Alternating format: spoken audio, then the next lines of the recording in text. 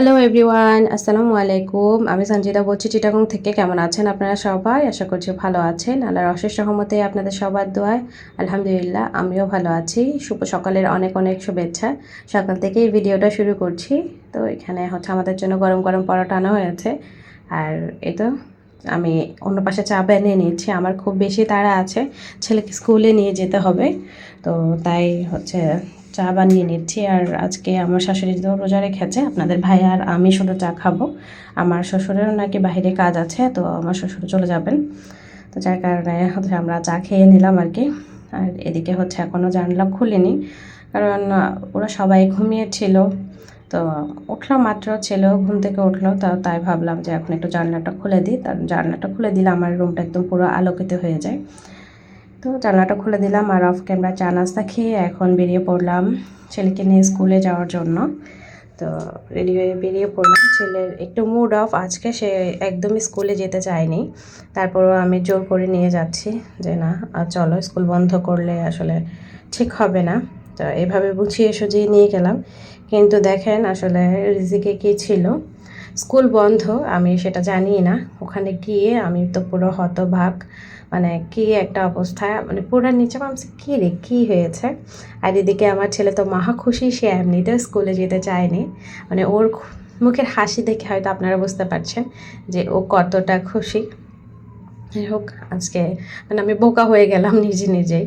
মানে কি একটা অবস্থা, আসলে আমি মানে অনলাইনে চেক করিনি, কারণ আগে থেকে হচ্ছে সব কিছু রুটিন সেট করা ছিল। হুট করে যে রাতের বেলায় নোটিশ দেবে সেটা কে জানতো।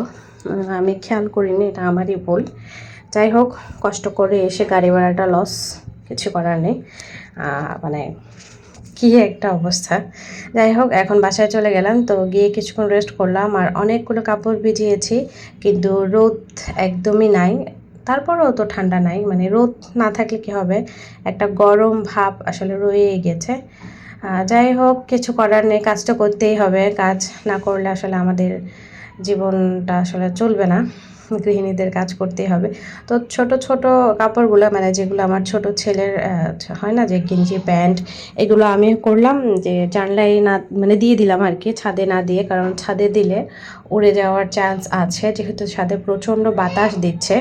আর ছোটো কাপড় এগুলোতে আসলে ক্লিপ দিয়ে দেওয়ার পরও হচ্ছে এগুলো উড়ে যায়, তো যার কারণে আমি ভাবলাম যে এগুলো এদিকে জানলায় দিয়ে দিই, মানে কোনো প্যারা থাকবে না আর কি।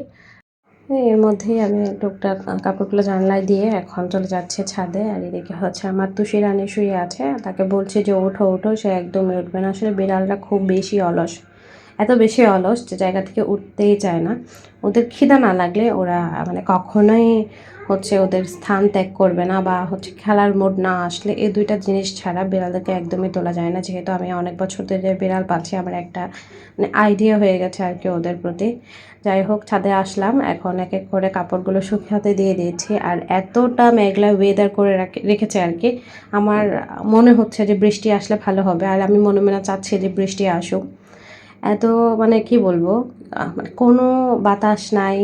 মানে বাতাসটা যে এমন যে গায়ে লাগছে না, বাতাস আছে ঠিকই, সব কিছু উড়িয়ে নিয়ে চলে যাচ্ছে, কিন্তু হয় না যে একটা প্রশান্তি, ওই প্রশান্তিটা আসলে পাওয়া যাচ্ছে না।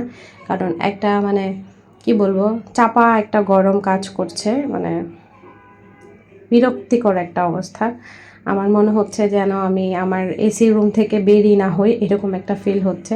কিন্তু কাজ করতে হলে তো আসলে মানে সব কিছু সামাল দিতেই হবে, কাজ করতেই হবে। মানে কী করব আসলে বুঝতে পারতেছিলাম না। তারপরও আস্তে আস্তে করে আসলে চেষ্টা করছিলাম আর কি সবগুলো কাজ গুছিয়ে নেওয়ার। আসলে খুব বেশি মেঘলা, আশা করি আপনারা দেখে বুঝতেই পারছেন যে আকাশটা কী মেঘলা করে রেখেছে।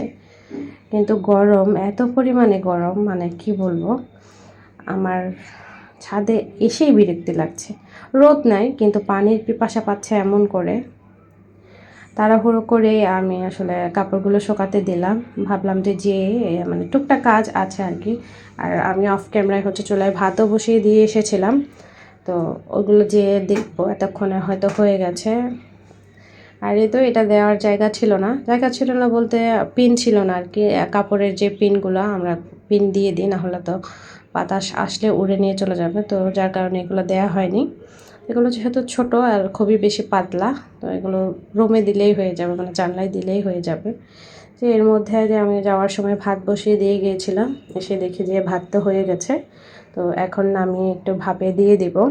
মাত্র গরম শুরু হয়েছে, এতেই আমাদের এই অবস্থা। জানি না সামনের গুণগুলো কীভাবে কাটাবো আর কি। গরম শুরুতেই একদম ফাটিয়ে ফেলছে। যাই হোক, মানে কি বলবো, গরম একদম ছক্কা মারছে প্রথমেই শুরুতেই। তো এদিকে হচ্ছে রাতে আলু ভর্তা করা হয়েছিল, তো কিছুটা বেঁচে ছিল, সেগুলো আমি এখন গরম করে নিচ্ছি যাতে আমি আর আমার ননদ খেতে পারি। আমি আর আমার ননদই খাবো, আর আমার ছোট ছেলে তো আর মানে ভর্তা খাবে না। ওকে ডিম ফ্রাই বা ডিম পোস্ট যে কোনো একটা কিছু করে খাইয়ে দিব। দেখেন একটু একটু দু এক ফোঁটা করে বৃষ্টি পড়ছে, মানে আপনারা আসলে বুঝতে পারছেন কি না আমি জানি না, মানে একদমই অল্প, দু এক ফোঁটা বললেই চলে। তো আমি জানলাটা একটু করে অফ করে দিলাম যেহেতু একটু বাতাস আসছে। এখন চলে আসলাম নামাজ পড়তে। আর আমার রুমের পর্দাটা আমি দিয়ে দিয়েছি, যেহেতু আমাদের পাশের বিল্ডিংয়ে মানুষ চলে এসেছে, মানে ফ্যামিলি মেম্বার ওরা এসেছেন। এখন এদিকে আসলে মানে পর্দা ছাড়া থাকা যায় না। কী করব, আসলে এটাই আমাদের জীবন। যাই হোক, নামাজ কালাম করে উঠলাম, এখন ভাত খাইয়ে দিব ছেলেকে। তো আমার জন্য ভর্তা নিয়ে নিলাম, আর এদিকে ছেলের জন্য ডিম ফ্রাই করে নিয়ে নিলাম। তো ভাত খেয়ে নিয়েছি, এখন আমরা ঘুমাবো। কিছুক্ষণ ঘুমিয়েছিলাম, উঠে নামাজ কালাম পড়লাম, পড়ে এখন যাচ্ছে ছাদে আমার ছোট ছেলেকে নিয়ে। সে মানছেই না, সে ছাদে আমার সাথে যাবেই। আর এখানে হচ্ছে চড়ুই পাখির জন্য খাবার নিয়ে নিলাম, মানে ওদেরকে যে খাবারটা দিই ধান। তো গতবার আসলে বড় ধানটাই পেয়েছিলাম, ছোট ধানটা পাইনি, বাট আলহামদুলিল্লাহ মানে পাখি এই ধানটাও খায়। আমি ভাবছিলাম প্রথমে যে হয়তো চড়ুই পাখি মানে খুব ছোট পাখি, ওরা হয়তো খাবে না, মানে ওরা বড় ধানটা হয়তো খেতে পারবে না। কিন্তু দেখলাম যে মাশাআল্লাহ ওরা খুব ভালোই খেয়েছে, আর এই অল্প কয়টাই আছে। আসলে কয়েকদিন আমার ছাদে ওঠা হয়নি, তো যার কারণে আমার ছেলে হচ্ছে চারদিক দিয়ে সব কিছু এলোমেলো করে রেখেছে। আমি ছাদে হচ্ছে এই বয়ামটাতেই ধানগুলো রাখি, যাতে যখনই যে উঠুক না কেন যাতে মানে পাখিদেরকে খাবার দিতে পারে। আমি তো উঠবো বলে কথা নেই, কারণ আমি সবসময় আসলে হয় না, সময় হয়ে ওঠে না, বা কোনো কাজে থাকে, সব কিছু মিলায় আর কি। সবসময় যে সব কিছু হবে তেমন তো কোনো কথা নেই। তো আমি যদি না যাই, আমার মানে অ্যাবসেন্সে যেন অন্য কেউ সেটা দিতে পারে, তো যার কারণে আমি এটা ছাদেই রেখে দিই। আর আমার বড় ছেলে তো ইচ্ছে মতো পাখিদেরকে খাইয়েছে, মানে পুরা ছাদে এগুলোকে ছড়িয়ে ছিটিয়ে রেখেছে। কিন্তু দেখলাম যে মাশাআল্লাহ একটা খাবারও পাখিরা অপচয় করেনি, সবগুলো থেকেই খেয়েছে। যেহেতু খোসা পড়ে আছে চারদিকে, বোঝাই যাচ্ছে যে পাখিরা খেয়েছে। আর এখন আমার ছোট ছেলেও মাশাআল্লাহ খুব বেশি আগ্রহ দেখাচ্ছে, সে দিবে। তো ভাবলাম যে না, ওকে একটু দেই শেখানোর জন্য আর কি। আর এমন একটা অবস্থা যে একটা কাপড়ও শুকায়নি, কাপড় সবগুলো আমার নিয়ে গিয়ে আসলে বালতিতে রেখে দিতে হবে আবার, বা কোনো একটা গামলাতে রেখে দিতে হবে, যাতে আগামীকালকে আবার রোদে দিতে পারি। আমি প্রায় সময় ছাদেই রেখে যেতাম কাপড়, বাট ছাদে কাপড় রেখে যাওয়া আসলে নাকি ভালো না। আমার আম্মু বারবারই নিষেধ করছে, আর আপনাদের ভাইয়াও সেটা পছন্দ করেন না, তো যার কারণে আমি ছাদে আর কাপড় রেখে গেলাম না। আর এদিক দিয়ে হচ্ছে আমাদের পাশেই স্কুল আছে, মানে আমাদের একদম সামনাসামনি, তো ওখানে বাচ্চারা খেলা করছে। ভাবলাম যে একটু আপনাদের সাথে ভিডিওতে শেয়ার করি সেটা। আর কাপড়গুলো এখন নিব না, আমি আসলে কিছুক্ষণ ছাদে বসবো, হ্যাঁ 5-10 মিনিট বসবো। আর আমি হচ্ছে পানি দেওয়ার জন্য মগ আনতে ভুলে গিয়েছিলাম, তো ছেলেকে বললাম যে তুমি মগ নিয়ে আসো, মামা গাছে পানি দেবো। আর ওদিকে হচ্ছে যে আমাদের হেল্পিং হ্যান্ড আন্টিটার মেয়ে, মানে আমার ননদ, সে আমাকে ভাবি ডাকে, তো সম্পর্কে ননদই হলো। তো ও আমাকে ডাকছিল, বলছে ভাবি আমাকে একটু ভিডিও করেন, বা আবদুল্লার সাথে কথা বলছিল। ওরা আসলে ঘুড়ি উড়াচ্ছে ওই ছাদে, ওটা যেহেতু উঁচু, ওখান থেকে ঘুড়ি খুব সুন্দর করে ওড়ানো যায়। তো ওরা ঘুড়ি উড়াচ্ছে, আর এদিকে আমার ছেলে তো এক্সাইটেড হয়ে গেছে যে ওখানে ঘুড়ি উড়াচ্ছে, সেও ঘুড়ি উড়াবে। আসলে সে তো ঘুড়ির জানে না, মানে কী বলবো, এখনকার বাচ্চারা আসলে খুব কমই এসবে আগ্রহ দেখায় বা উৎসাহ দেখায়। কারণ হয় না যে আমাদের সময়টা একরকম ছিল, ওদের সময়টা তো সব ইলেকট্রনিক্স খেলনা হয়ে গেছে, ওরা আর হাতে কলমে কোনো কিছুই করতে চায় না। আর এদিকে আমার বিড়ালগুলো সব উঠে চলে গেছে, তারপরে ওগুলোকে আবদুল্লাহ ভয় লাগাইছে, তো সে নিচে নেমে গিয়েছে ঠিকই, কিন্তু আমার তুষি নামবে না। এটা হচ্ছে তুষির পার্সোনাল এরিয়া, মানে ও সারা রাতই এখানে থাকে। সারা রাত বলতে যতক্ষণ আমরা ঘুমাতে যাব ততক্ষণই সে এখানে থাকে। তো এটা ওর একটা চীনা পরিচিত জায়গা হয়ে গিয়েছে, যার কারণে সে এখান থেকে কোথাও যায় না। যাই হোক, ওকে সঙ্গে নিয়ে আমি ভাবলাম যে একটু গাছে পানি দিয়ে নিই।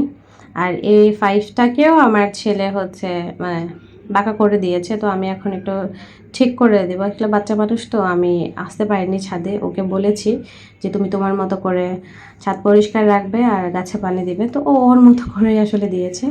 আর ইতিমধ্যে আমার পাগলি ননদটাও চলে এসেছে। আর এদিকে তুষি হচ্ছে একটা দড়ি পেয়েছে, সেটা নিয়েই খেলা করছে। আর এদিকে আমার ছেলে আর সে তো আছে। তো এখন প্রায় মাগরিবের আজানের সময় হয়ে গেছে, তো ভাবলাম যে এখন কাপড়গুলো নিয়ে আসলে নেমে যায়, আর বসলে হচ্ছে আজান দিয়ে দিবে। তো ঠিক তাই, আমি মানে যেটা ভয় পেয়েছিলাম আর কি, মাগরিবের আজানের সময় হয়ে গেছে, আজান দিচ্ছে কিন্তু আমি ওদেরকে নামাতে পারছি না। তারপরেও অনেক জোর করে দোনোজনকে নামিয়েছি। তো আমার ননদকে বললাম যে তুমি তুষিকে নাও।